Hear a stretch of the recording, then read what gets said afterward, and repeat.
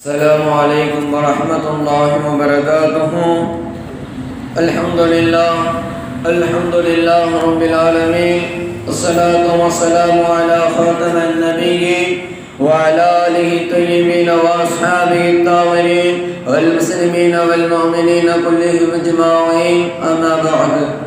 قال تعالى: اقتل يوسف أو اطرحوا أرضا يكن لكم وجه أبيكم وتكون من بعده قوما صالحين. صدق الله العلي العظيم. அன்பிற்குரித்தான அல்லாஹ்வின் நல்லடியார்களே, நாம் நேற்றைய தினம் ஹஜ்ரத் யூசுப் அலைஹிஸ்ஸலாத்து வஸ்ஸலாம் அவர்களுடைய வரலாற்றை படிப்பினையை தெரிந்து கொண்டு அதைத் தொடர்புள்ளான விஷயங்களை நாம் இன்று பார்ப்போம். அன்பிற்குரித்தான அல்லாஹ்வின் நல்லடியார்களே, ஹஜ்ரத் யூசுப் அலைஹிஸ்ஸலாத்து வஸ்ஸலாம் அவர்கள் அவர்களுடைய தம்பி, அவருடைய சகோதரர் புன்யாமின் இருவரும் ஒரு தாய் வயிற்றில் பிறந்த ஒரு சகோதரர்களாக இருந்திருக்கிறார்கள். அந்த வகையில் பார்க்கையில் ஹஜ்ரத் யாக்கூப் அலைஹிஸ்ஸலாத்து வஸ்ஸலாம் அவர்கள் ஹஜ்ரத் யூசுப் அலைஹிஸ்ஸலாத்து வஸ்ஸலாம் அவர்களின் மீது அளவு கடந்த பாசமும் அளவையான கருணையும் அளபெரும் கருணையும் கொண்டு யூசுப் நபியை மட்டும் அவர்கள் மிக மிக மேலோங்கிய கவனத்திலே தன்னுடைய மேலோங்கிய அந்த கருணையின் கீழ் பார்த்து கொண்டு கவனித்து கொண்டு வந்தார்கள். இதை பார்த்த மற்ற சகோதரர்கள் யாவரும் அவர்களின் மீது பொறாமை கொள்பவராக இருந்து விட்டார்கள். தன்னுடைய தம்பியின் மீது தன்னுடைய தாய் அல்ல, தம்முடைய சிறிய தாயினுடைய வயிற்றில் பிறந்த அந்த மகனின் மீது தந்தை அவ்வளவு மிகப்பெரிய பாசம் வைக்கிறார்கள், எங்கள் மீது ஒரு துணி கூட வைப்பதில்லை என்று அளபெரும் கிருபையை காட்டுகிற யூசுப் நபியின் மீது அவர்கள் மிக மிக கொடூரமான பொறாமையிலே இறங்கிவிட்டார்கள். உடனே ஒன்றை அவர்கள் யோசிக்க துணிந்து விட்டார்கள். யூசுப் நபி இருக்கிறாரே, அவரை நாம் கொன்றுவிட வேண்டும், இல்லை என்றால் தந்தை நம்மை நினைவு கூறாமல் நம்மை அடியோடு மறந்து விடுவார். எனவே நாம் தந்தையை விட்டு பிரியக்கூடாது.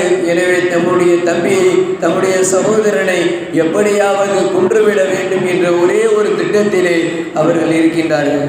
அல்லாஹ் ஜல்லஷானஹு தஆலா அந்த ஆயத்தை இறக்குகிறான், இக்துலு யூசுஃப. ஆகவே யூசுப் அலைஹிஸ்ஸலாத்து வஸ்ஸலாம் அவர்களை சகோதரருக்கு மத்தியிலே அனைவர்களும் மஷூரா என்னும் ஒரு ஒன்றுக்கூட்டலிலே அவர்கள் அனைவர்களும் பேசுகிறார்கள், யூசுப் நபி நாம் கொன்று விடுவோம், அல்லது அபிஹ்தரஹு அர்தன், அல்லது வேறெங்காவது ஒரு பூமிக்கு அப்பாலிலே அவரை விட்டுவிட்டு வருவோம். பின்பு தம்முடைய தந்தை நம்மின் மீது அளவு கடந்த பிரியத்தையும் பாசத்தையும் செலுத்துவார் என்ற ஒரு நோக்கத்தை அவர்கள் முன்வைத்து அவர்கள் அதிலே அவர்கள் நோக்கமாக இருந்தார்கள். அன்பானவர்களே, அந்த யூசுப் நபி அவர்களை எப்படியாவது அவர்கள் எங்கேயாவது கொண்டு சென்று கொலை செய்து விட வேண்டும், அல்லது எங்கேயாவது நாடு கடத்தி விடுவது போல் எங்காவது அவர்களை விட்டுவிட்டு நாம் வந்துவிட வேண்டும் என்று சகோதரர்கள் அனைவரும் அவர்கள் செய்ய துணிந்தார்கள்.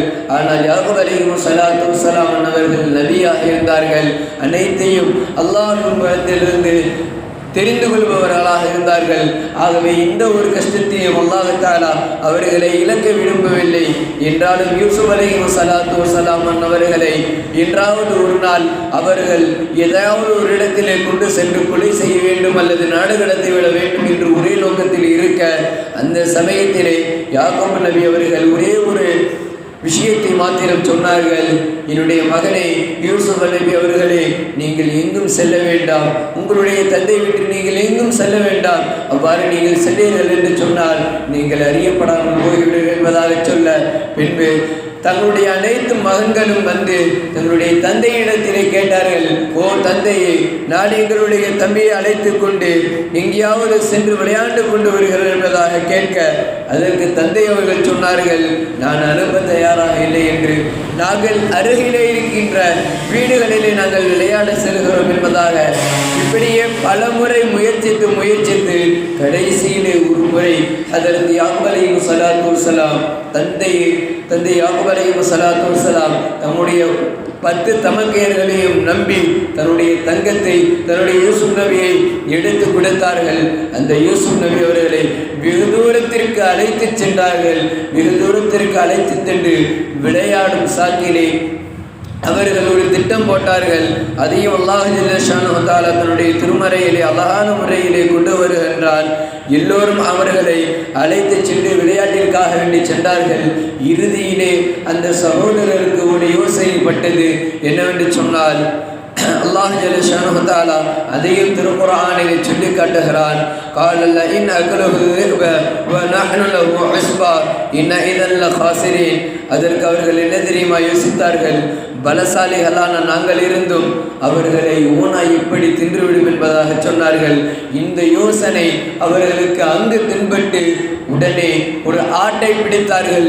ஒரு ஆட்டை பிடித்து அதை அறுத்து அதனுடைய இரத்தத்தை ஹதரத் யூசுப் நபியினுடைய சட்டையிலே தெளித்து பின்பு யூசுப் நபி என்ன செய்தார்கள் என்றால் அவர்களை எடுத்து அப்படியே கிணற்றில் தள்ளிவிட்டார்கள்.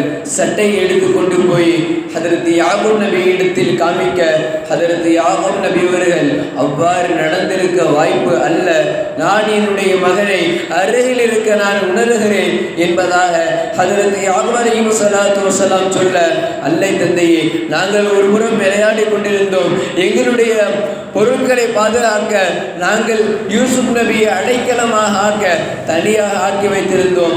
அந்த சமயம் பார்த்து நாங்கள் வெகு தூரம் விளையாட சென்று விட்டோம், ஓடிவிட்டோம். எனவே யூசுப் நபி அவர்களை ஓனாய் சாப்பிட்டு விட்டது.